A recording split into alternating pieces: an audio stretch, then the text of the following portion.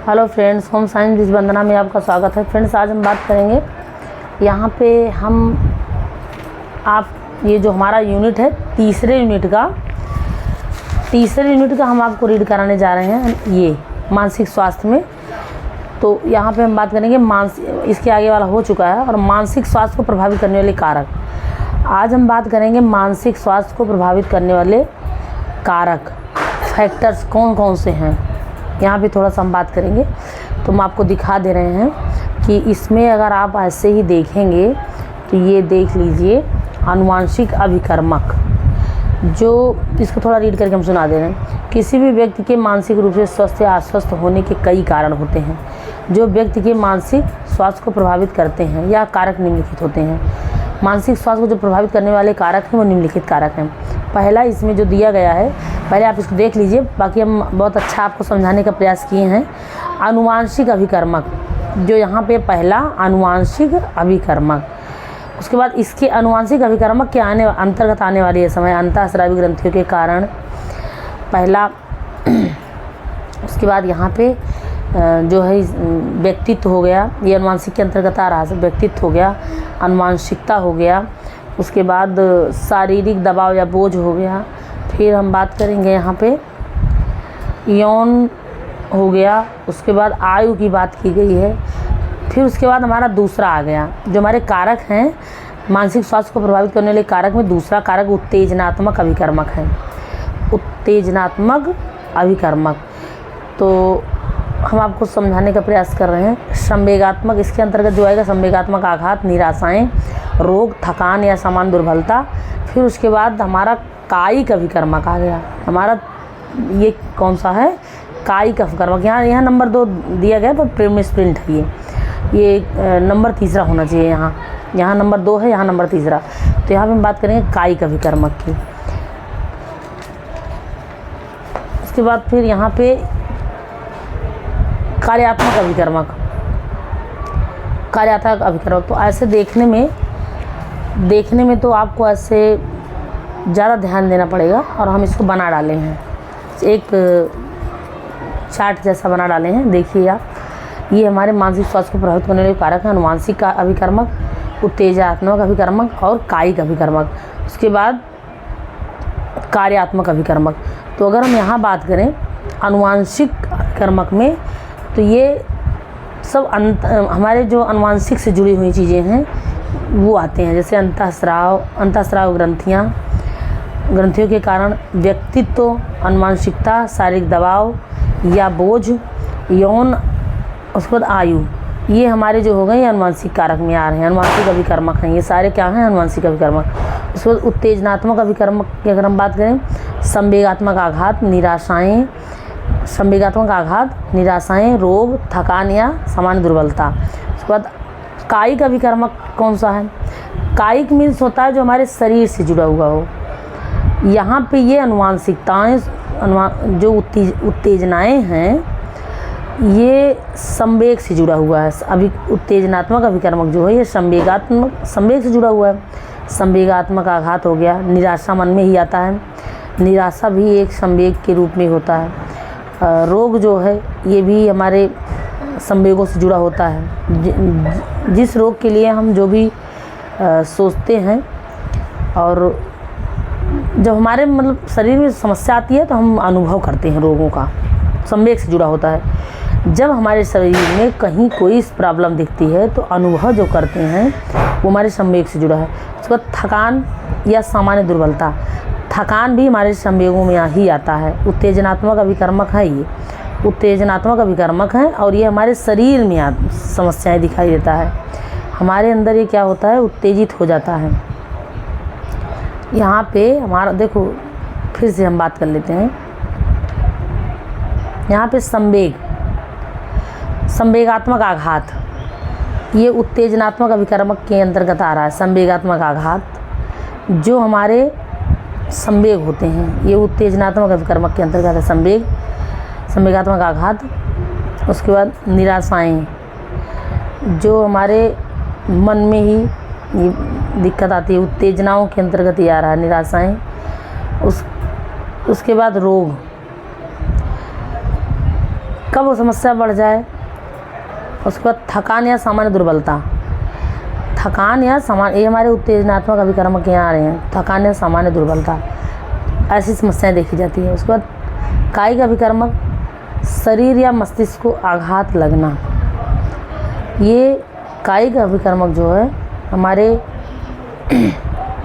शरीर संबंधी समस्या है। कायिक, शरीर या मस्तिष्क को आघात लगना, मस्तिष्क में होने वाले निश्चित परिवर्तन, मानसिक अस्वस्थता आदि, ये कायिक अभिकर्मक के अंतर्गत आ रहे हैं। उसके बाद अब हम बात करेंगे कार्यात्मक अभिकर्मक। निराशा, आंतरिक खराबी, गंभीर चिंता, ये कार्यात्मक अभिकर्मक के अंतर्गत आते हैं। तो ये हमारे जो थे मानसिक स्वास्थ्य को प्रभावित करने वाले कारक हैं।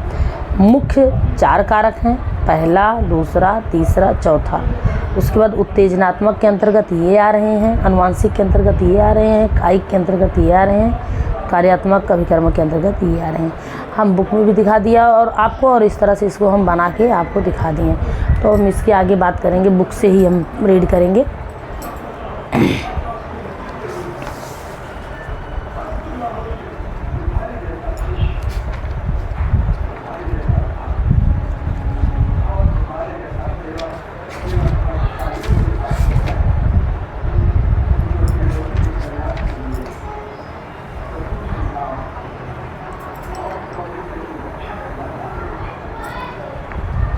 ये तो हमारे कारक हो गए, कारक को हम देख लिए। अब हम चलेंगे अच्छे मानसिक स्वास्थ्य के लिए सुझाव।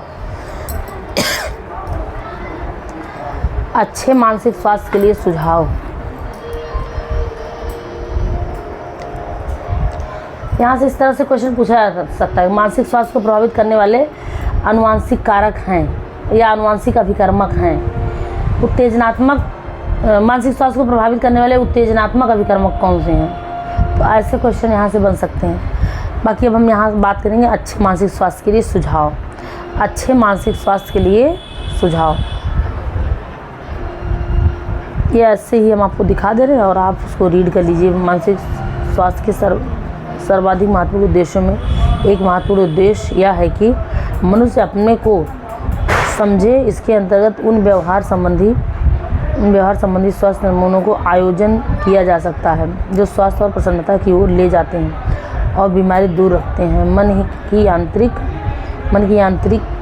यांत्रिकी का ज्ञान इन निर्णयों को लेने में सहायता देता है। नीचे कुछ ऐसे सुझाव दिए जा रहे हैं जो व्यक्ति को अच्छा स्वास्थ्य बनाए रखने में सहायक हो सकते हैं। अच्छे मानसिक स्वास्थ्य, अच्छे सामाजिक स्वास्थ्य, कुछ ऐसे व्यक्ति को अच्छा स्वास्थ्य बनाए रखने में सहायक हो सकते हैं जो हैं ये पहला, अच्छे सामाजिक संबंध, इससे भी व्यक्ति का मानसिक स्वास्थ्य अच्छा रहता है। जिसका समाज में अच्छा संबंध होगा, अच्छे सामाजिक संबंध जब होंगे तो ये भी मानसिक स्वास्थ्य को अच्छा बनाए रखने में मदद करता है।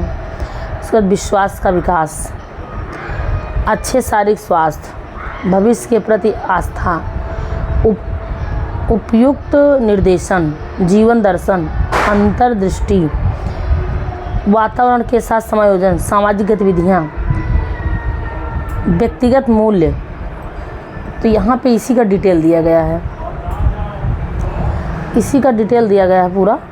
ये आप ऐसे इसको पाँच करके पढ़ भी सकते हैं। अच्छे सामाजिक संबंध, विश्वास का विकास, अच्छे शारीरिक स्वास्थ्य, भविष्य के प्रति आस्था, ये इसी का डिटेल किया गया है यहाँ पे। तो आप इसको पाँच करके फ्रेंड्स इसको पढ़ सकते हैं अच्छे से।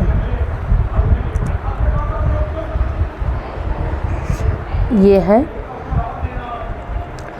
उपयुक्त निर्देशन, जीवन दर्शन, अंतर्दृष्टि, वातावरण के साथ समायोजन, सामाजिक गतिविधियाँ,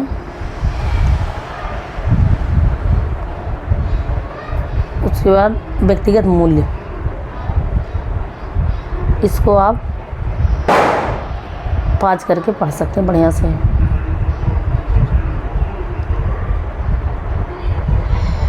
देखो लास्ट में दिया गया उपयुक्त सुझाव को व्यवहार में लाने पर मानसिक स्वास्थ्य बनाए रखने में पर्याप्त सहायता मिल सकती है। ये व्यवहार में लाएं, मानसिक स्वास्थ्य बनाए रखने में पर्याप्त सहायता मिल सकती है। मानसिक स्वास्थ्य को अच्छा किया जा सकता है। तो ये लास्ट का था व्यक्तिगत मूल्य। ये हमारा आज ये टॉपिक, ये यूनिट यहीं पे समाप्त, 2 ही यूनिट में इसको हम कंप्लीट कर दिए। ऐसे ही जो भी टॉपिक हैं 2-2 यूनिट, 2-2 क्लास में हम समाप्त कर देंगे जो भी यूनिट हैं। इसके बाद 4 नंबर यूनिट चलेगा। ये देखिए, ये इसका प्रैक्टिस हम करवा दिए हैं। पीछे आप जाके देखेंगे इसी चैनल पे हमारे ये प्रैक्टिस सेट आपको मिल जाएगा। ये प्रैक्टिस सेट हम करवा चुके हैं, सारा प्रैक्टिस सेट हो गया है और आपको हम रीड करवा देंगे। रीड आप कर लीजिए, पास करके अच्छे से पढ़ भी सकते हैं। तो फ्रेंड्स, आज के लिए जो था ये हमारी 10 ही मिनट की क्लास थी। अब जो इसके बाद देखेंगे वो हम देखेंगे संवेगात्मक स्वास्थ्य। अब हम संवेगात्मक स्वास्थ्य का यूनिट देखेंगे इसके बाद। आज तो ये हमारा समाप्त हो गया। मानसिक स्वास्थ्य जो था वो हमारा समाप्त हो गया और हम बात करेंगे तो ये हमारे जो यूनिट है इसके बाद बहुत छोटे छोटे यूनिट है, बहुत बड़े यूनिट नहीं है। ये हम 2 दिन में 2 क्लास में समाप्त कर देंगे जो भी हैं। उसके बाद सामाजिक रीति रिवाज आ जाएगा। चौथे यूनिट के बाद हमारा सामाजिक रीति रिवाज चलेगा। तो ऐसे ही हम सारे यूनिट को इसका रीड करा देंगे, इस बुक का जो भी है। और आप इसको पाज करके बढ़िया से पढ़ सकते। कहीं कहीं हम इसका डिस्क्राइब करेंगे, कहीं कहीं विस्तार से ऐसे ही हम पढ़ते और दिखाते चले जाएंगे। तो ये आप देख लीजिए। सामाजिक रीति रिवाज में बाल विवाह वगैरह की बात की गई है, बाल विवाह की बात की गई है। तो ये सब हम देख लेंगे हम लोग यहाँ पे। तो ये हमारे दूसरे क्लास में लगेगा। जब दूसरी क्लास लगेगी तो वहाँ पे हम इसको देखेंगे। मानसिक स्वास्थ्य हमारा समाप्त हुआ। मानसिक स्वास्थ्य हम समाप्त कर चुके हैं, इसके बारे में सब कुछ देख चुके हैं। अब हमारा चलेगा संवेगात्मक स्वास्थ्य। चौथे यूनिट का संवेगात्मक स्वास्थ्य की क्लास हमारी चलेगी। इसकी प्रैक्टिस सेट हम करा दिए हैं, प्रैक्टिस सेट आप देख लीजिएगा।